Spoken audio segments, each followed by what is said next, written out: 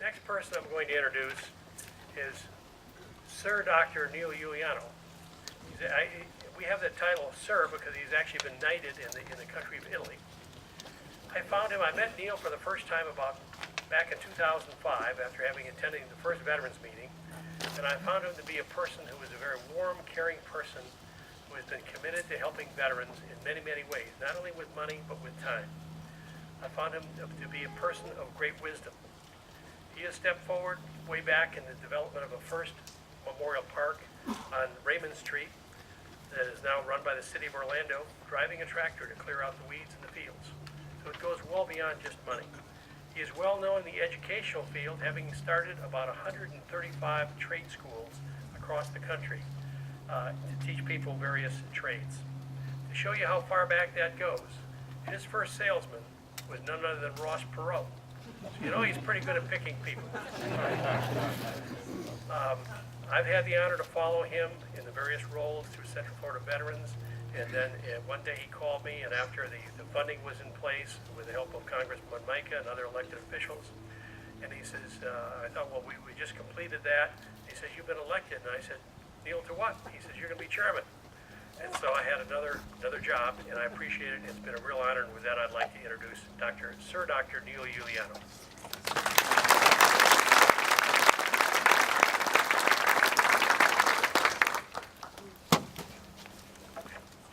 Thank you, Mr. Chairman. You say I have an hour and a half?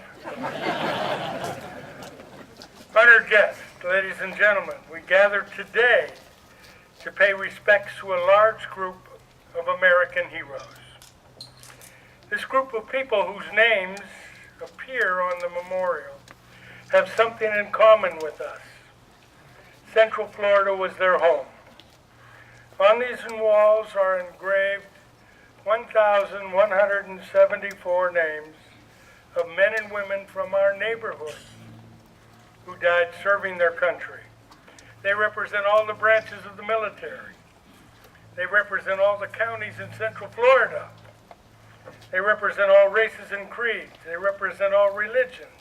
They represent the very best of America. Most were extremely young, had their whole lives in front of them. They fought and died in World War I, World War II, Korea, Vietnam, Iraq, Afghanistan, and the continuing war on terror. It's been said the battlefield devours its heroes. So it falls to us to remember their sacrifice.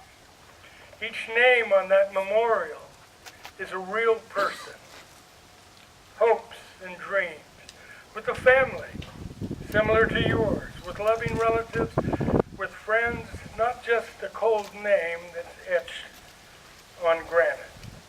And the pain and suffering did not cease when these servicemen and women died.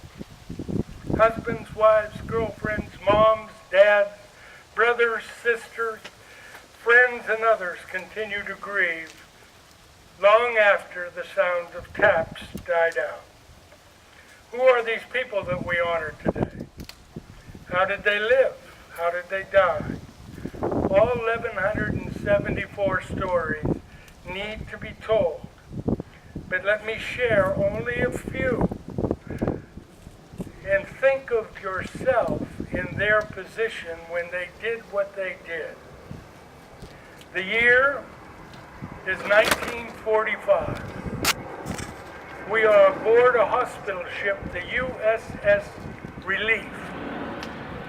It's in the South Pacific, and the medics are trying desperately to save the life of a young soldier named Bobby. But let's go back in time and find out about this guy. Bobby was born on March 26, 1924, in Altoona, Florida, Lake County. Population, 39. He loved to play sports, and his favorites were basketball, tennis, football, baseball, boxing. He attended grade school in Altoona, but Altoona was not large enough to have a high school, so he went to the big city, Umatilla. population 1,600.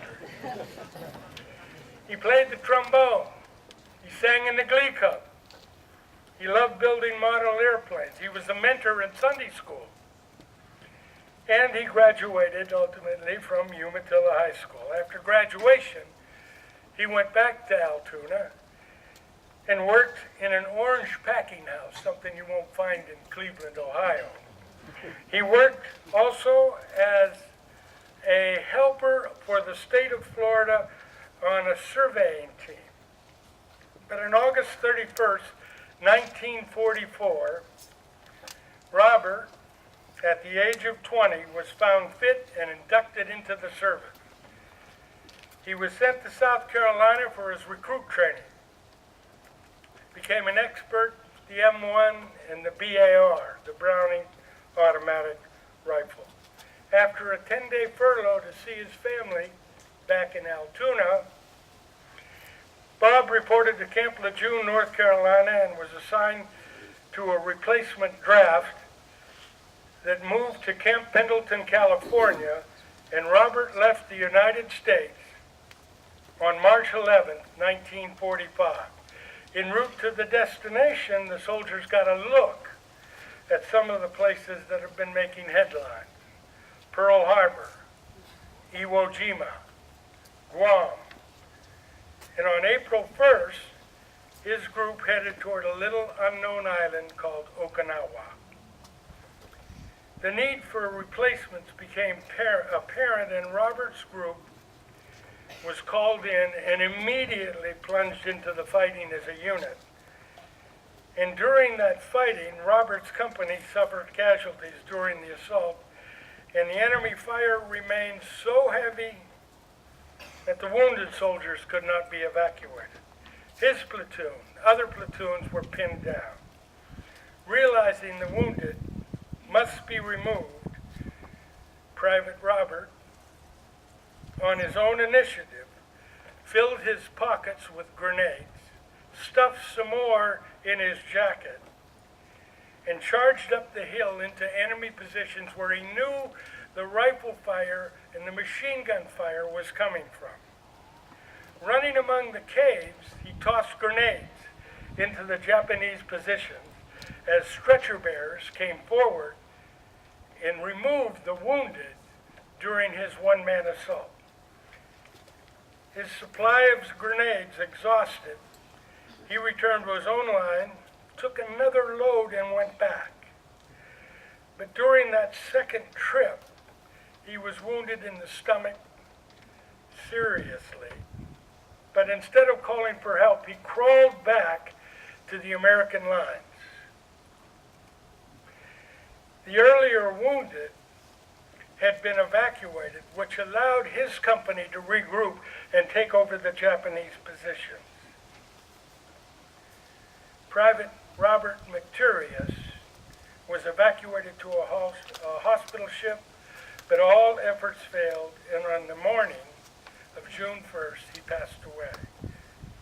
Private Miller, Robert Miller Macterius Jr.'s name is on our memorial. Emery Lawrence Bennett, born on December 29, 1929, New Smyrna Beach. Youngest son of Sterling and Stella Bennett, and shortly after the Great Depression, the Bennett family moved to Cocoa, where they opened a fish market, and they called it Bennett's Fish Market.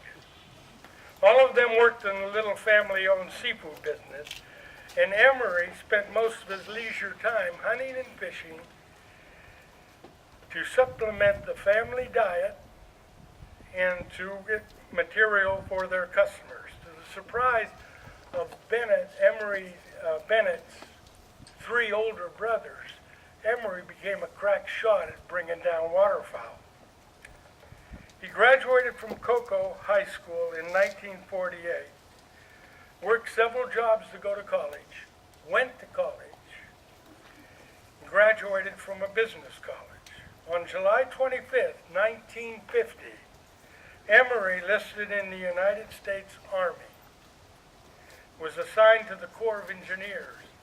But then the Korean conflict started, and they had an expanded need for infantrymen. As a result, Bennett was transferred to a rifleman and deployed to Korea in February 1951. He had his first baptism in combat and was promoted to private first class Emory Bennett the next day. On June 24, 1951, Bennett's B Company was engaged in a frontal attack by superior forces. At 2 in the morning, 2 enemy battalions swarmed up the ridge in a ferocious attack and attempted to dislodge PFC Bennett's company. The men of Company B fought back, but the enemy and its numerical superiority moved them back. Fully aware of the odds against them, PFC Bennett left his foxhole, moved through enemy fire, stood within full view of the enemy, and poured crippling fire into the ranks of the onrushing assailants. Although wounded, he maintained this position long enough to temporarily halt the assault. But the superior enemy, Company B, was ordered to pull back.